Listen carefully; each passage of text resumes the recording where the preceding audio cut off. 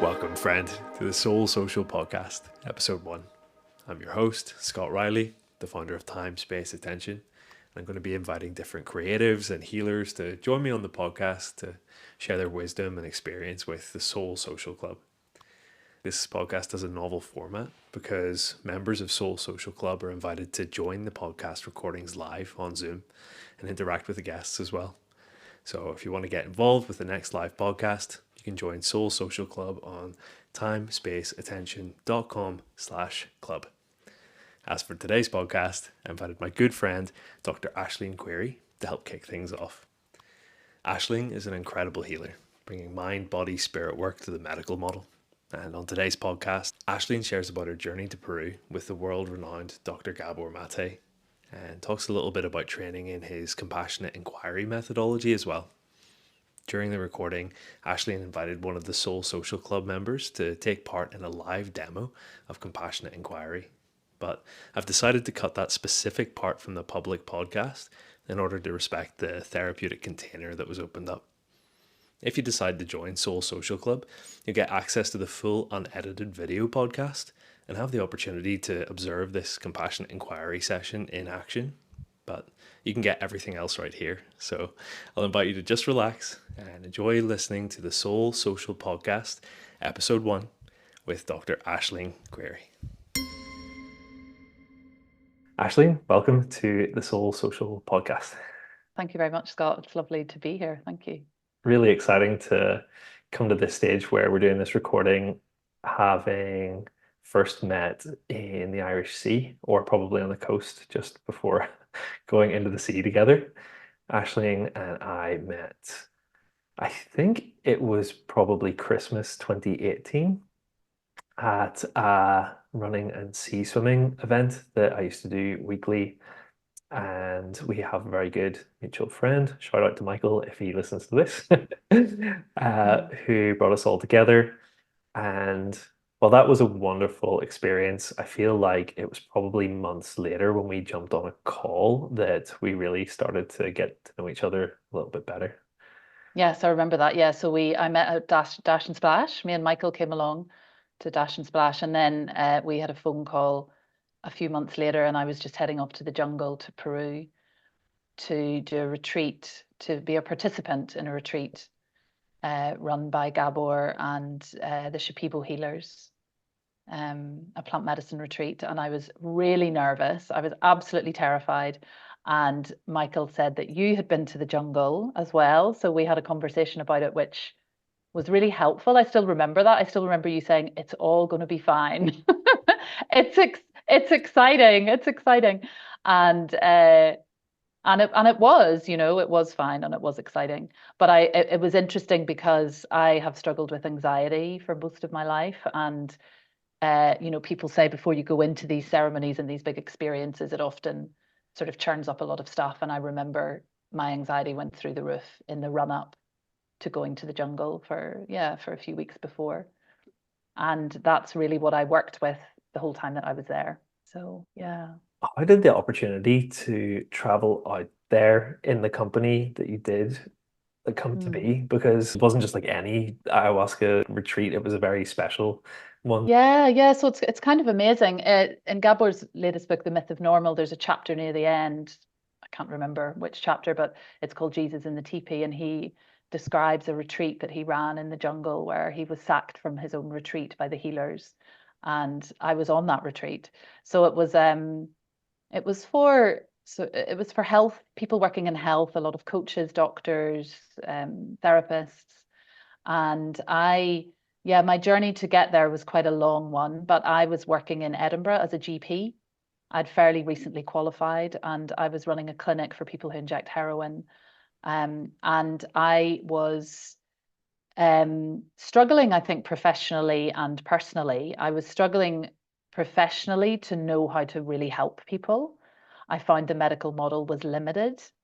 And I found, especially in the addictions clinic, that we would do a great job of getting patients off heroin and onto methadone and helping them with their housing and with, food and all the practical things that they needed in their life, which is extraordinarily important. But what would happen is their trauma would start to come up. because they were self-medicating. They were self-medicating emotional pain with heroin. And when their trauma came up, I had just no idea what was going on or how to handle it. Mhm. And I remember speaking to the head of addiction psychiatry for the whole area and asking him about this, and he just sort of shrugged his shoulders and said, "Yeah, that this is I don't know either, you know." And that sort of amazed me. Um, and then and then in the other GP work that I was doing, I was seeing lots of patients with symptoms that we couldn't explain. So anything from chronic fatigue or fibromyalgia, or lots of different conditions where we seemed to be medicating the symptoms and not really getting to the root of what was happening. And people were getting quite stuck on medication and not able to really find answers. So I was very curious about that. And then in my own life, I was really struggling with, on the outside, things seemed to be going well. I had a good GP job in a prestigious practice. I owned my own flat. I had lots of friends, but I was really unhappy, and I was struggling with anxiety and jaw tension and insomnia, and I was binge drinking at the weekend. And I had my experience had been quite disconnected to life and to myself. And and I couldn't understand why. From the medical model point of view, I thought, I've had a happy childhood. There doesn't seem to be anything in my life that could cause this anxiety.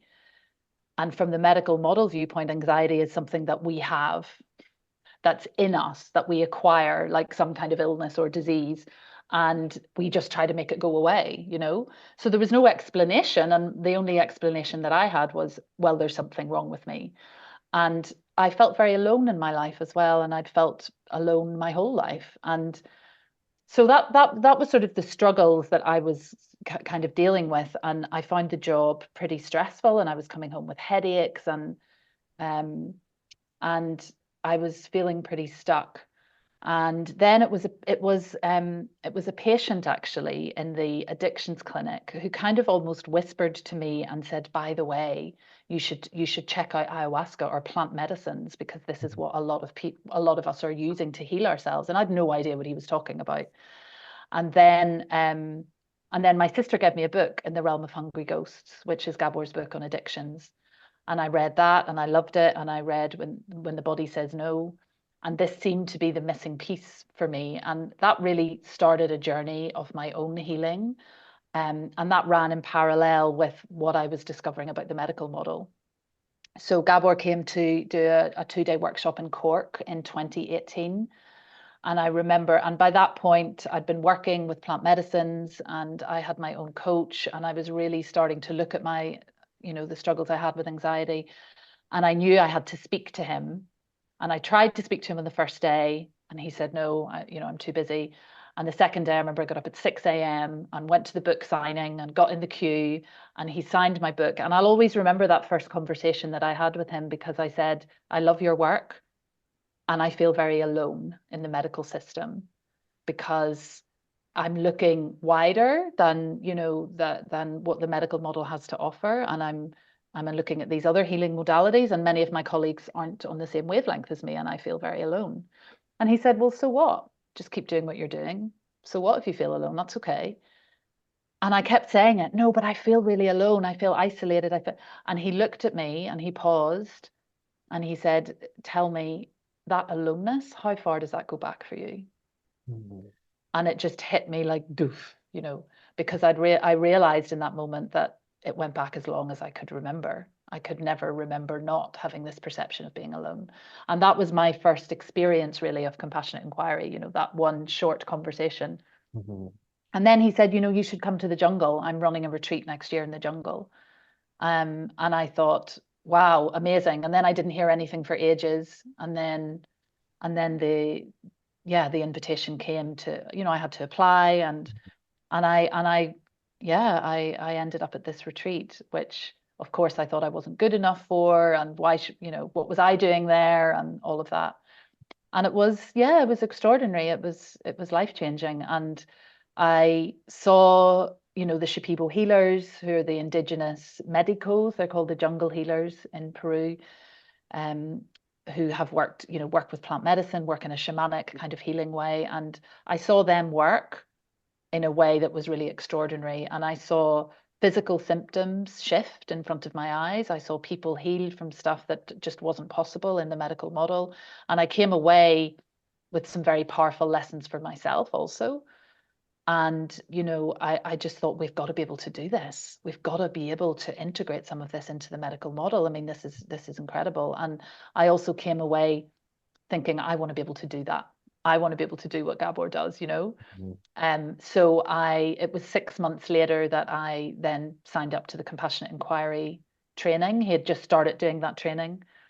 And yeah, I trained it's pretty intensive training for about a year and a half or 2 years. And now that's most of the work that I do is combining what I do as a GP with compassionate inquiry and with some other mind body sort of work.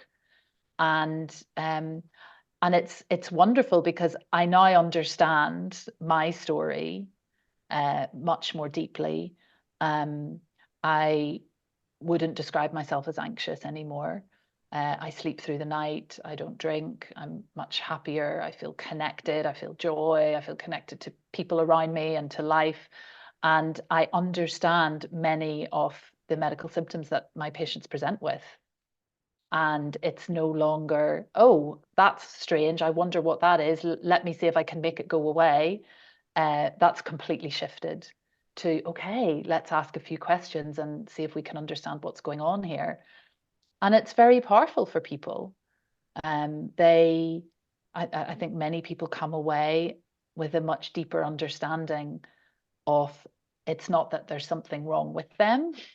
It's that there's a whole set of circumstances in their life from intra-utero onwards that have meant that they have had to adapt in order to survive, which often involves taking on particular patterns or behaviors or showing, showing particular symptoms in the body.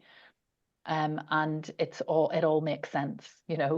And I think that's often what people want is they want to understand. Certainly I did. I wanted to understand what was happening inside of me. And when I can help people to do that, that's really rewarding. Yeah, so that's the story. That's amazing. Such a journey. And I'm really curious how you've come to implement the compassionate inquiry training in different ways, because I know you do one-to-one coaching work, but in your continuing work as a medical doctor, do you get the opportunity to bring a little bit of compassionate inquiry in there in a similar way, maybe to Gabor, whenever he had that like brief bit of time with you, but he was still able to share some of that Hmm. really for that to be impactful? Yeah, thank you, Scott, for asking that question. The answer is yes. Um, compassionate inquiry it's a kind of a psychotherapy. So often when I work with people, I'm sitting down in front of them for an hour or 2 hours. And this is always the challenge as a medical doctor is, I mean, I'm a GP, so we usually get 10 or 15 minutes with somebody if we're lucky. I now mostly do emergency out of hours work, so I get a little bit longer, maybe 20 minutes. Mm, So it's not possible to do a full session with people. But having said that, it is possible to bring in a different approach, even with a very short time with people. mm, And I think some of the understanding that I now have of mind-body connection and how our health as adults is informed by those early years really helps me in my interactions with patients. And I think one of the most important things that Gabor would talk about is it's who we are being when we're with somebody. And I think often as doctors, through no fault of our own, we're working in this really stressed, pressurized system where we're making a lot of decisions very quickly. Many of them are life or death type decisions. Um, and we're having to work at speed and we're often under stress ourselves. mm, And so when we're in that state of kind of fight or flight or hypervigilance ourselves, and we're thinking about the patients in the waiting room and how we're running late and that referral that we have to do and that prescription that hasn't been done yet. And when we're in that sort of state, um, our patients will pick up on that, and we know this from the work of Dan Siegel, who's a psychiatrist in the States, who's done lots of amazing work on co-regulation. Our nervous systems communicate. Mm. And when we're in a state of fear or fight or flight, we're not in a position to be able to be able to help people, to support people to heal. It's very rushed and busy. And I've just run a course with two colleagues called Mind, Body, Spirit Doctor, or Trauma Informed Medicine. And it was a pilot program, and it was wonderful. It was 8 weeks, and we worked with 10 doctors from around the world on really bringing this approach into medicine. And one of the first things that we talked about was nervous system regulation and the window of tolerance, which I'm sure lots of people have heard of. And when we're inside the window of tolerance, we're regulated, we're calm, we're in a state of learning, openness, curiosity. And when we go into fight or flight, we're hyper vigilant and stressed, anxious. Maybe we're breathing quickly and our heart rate's going faster, and we're not really able to think very clearly. And when we're in a state of hypovigilance, we're in a kind of collapse, shutdown, freeze kind of a state. And one of the first things that we got the doctors to do was to explore this window of tolerance by tracking their own nervous systems over the course of a week, by which I mean just checking in and noticing. And it was really interesting because they came back, many of them, and said, wow, I am in hypervigilance all the time, you know? Um, and that makes it very difficult to work as a healer Mm. when we're in this state of hyper alert. And I think it's really important for us to be compassionate with ourselves and to understand that we're working in quite a toxic system, and that we're not going to be able to offer co-regulation to our patients very often. And that's okay. So I guess we have to be kind of realistic about what we can do in a system that doesn't encourage connection and safety and healing.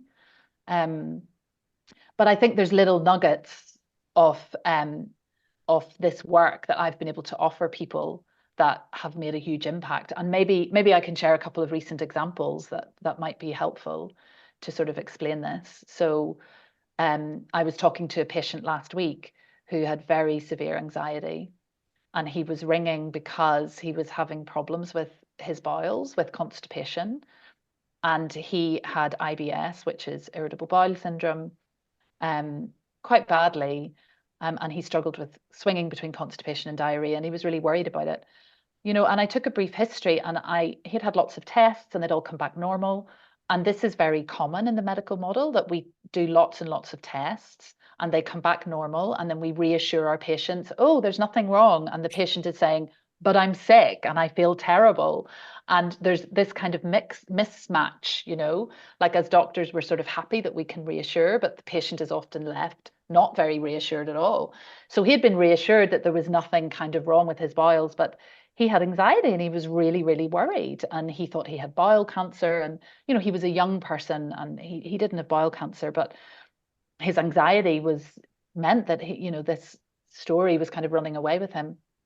And I said to him, has anyone ever explained to you? He was under the mental health team. And I said, has anyone ever explained to you about the gut brain axes? And he said, no, I've never heard that term before. And I was really able to just take 5 minutes and explain to him that our gut is an integral part of the nervous system. This is something that we can really understand. When we get nervous, maybe our tummy gets tight. When we get really scared, we shit ourselves. When maybe we're going for a job interview or a driving test and we're feeling nauseated. It's something quite intuitively that we get, that our guts are very responsive to the nervous system. They're an integral part of the nervous system, and this gut-brain axis means that the brain is communicating with the gut, and vice versa. The gut's communicating with the brain, and we're understanding this a lot more now. So when we're in hyper alert, our guts are very sensitive to that. Mm. And he said, so you mean that what's happening with my gut is because of the anxiety and my nervous system dysregulation? And I said, yes, absolutely. And that explanation, he didn't ask me, what do I do about that?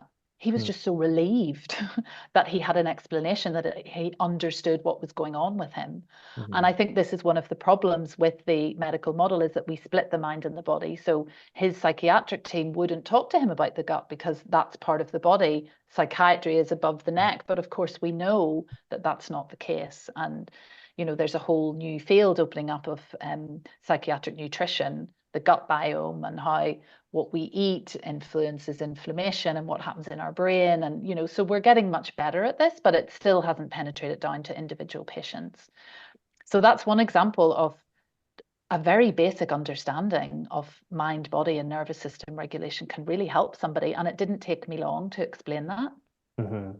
And then another really nice example on the same day actually was a mother who rang me, who was really, really worried about her son, who was having panic attacks. And he was quite young, a young boy.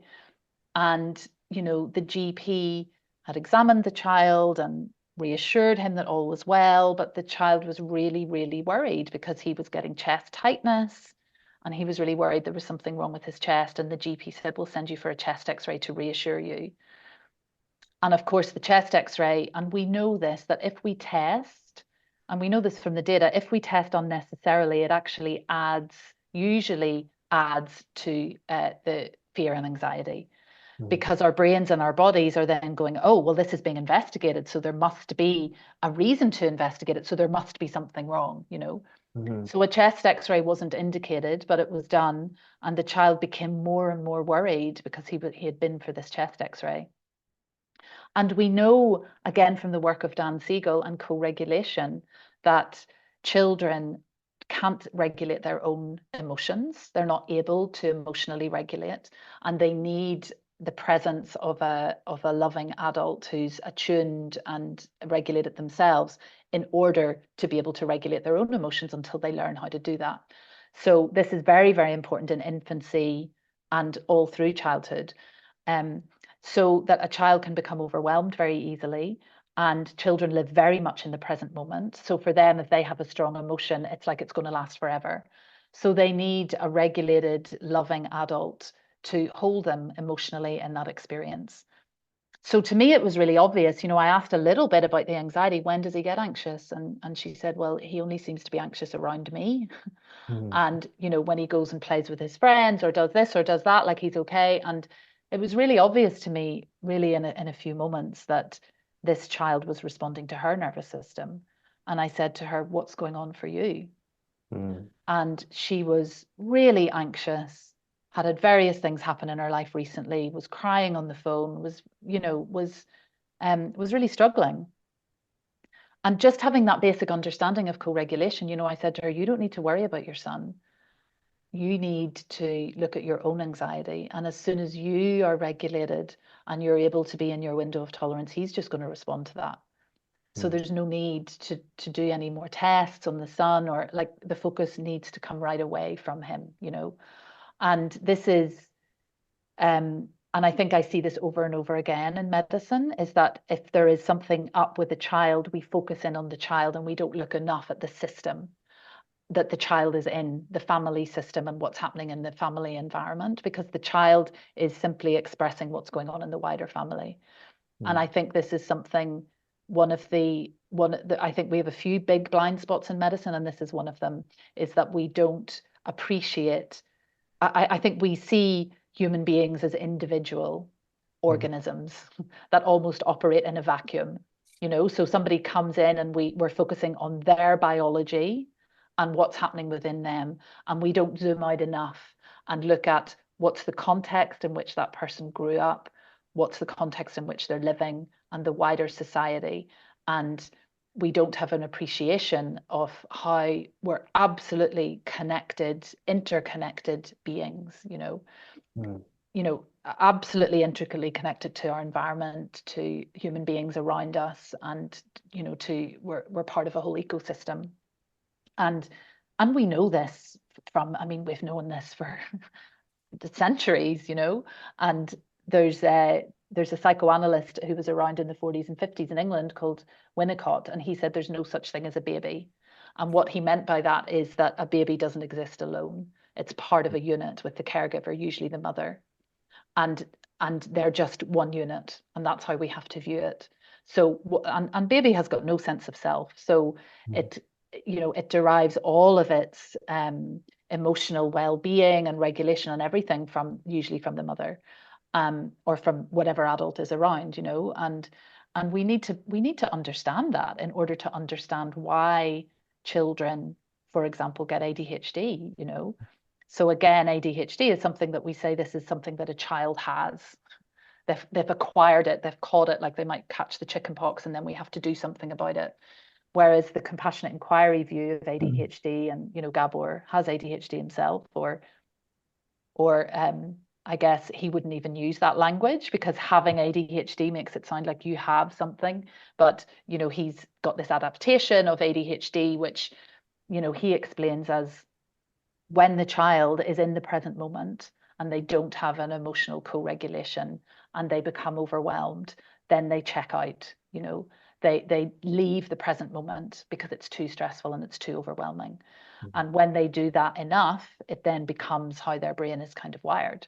So ADHD is just inability to stay in the present moment, and that's a trauma response. So I think this is something else that we do in medicine, is we don't take into account that many of the symptoms we see are results of adaptations to what happened in the environment. I think we take a sort of almost like infectious disease view of, many mental health and physical ill health conditions, like there's something that we have gotten from outside or something, rather than it's our system responding the way that human beings do respond to what's happened to them. Yeah.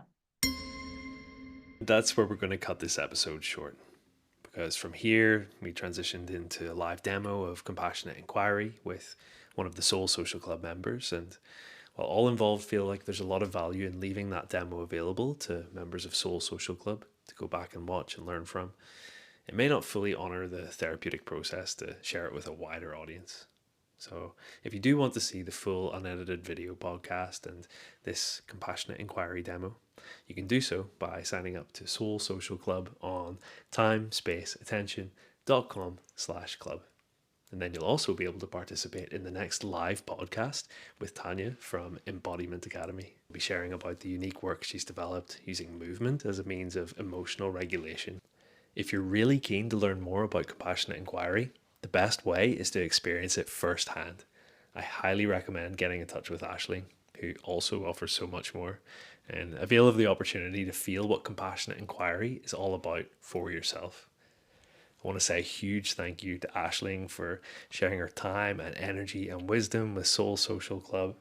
And big thanks to all the members who attended live or who'll watch the recording back.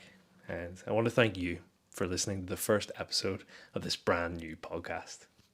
If you really enjoyed the vibe of this podcast and want to spend time with like-minded others in person, there are Soul Social in-person gatherings coming soon. A 2-hour session in Studio 52 in Belfast on May 31st, including live music, guided breathwork and meditation, tea, chat, laughs, and all the good vibes. Or if you want the full deep dive experience, there'll also be a Soul Social weekend retreat, September 6th to 8th, near the Mourne Mountains of Northern Ireland. For all the details, just go to timespaceattention.com, and if you choose to sign up, I'll look forward to seeing you soon. For everyone else, I'll catch you on the next episode. Much love and peace out.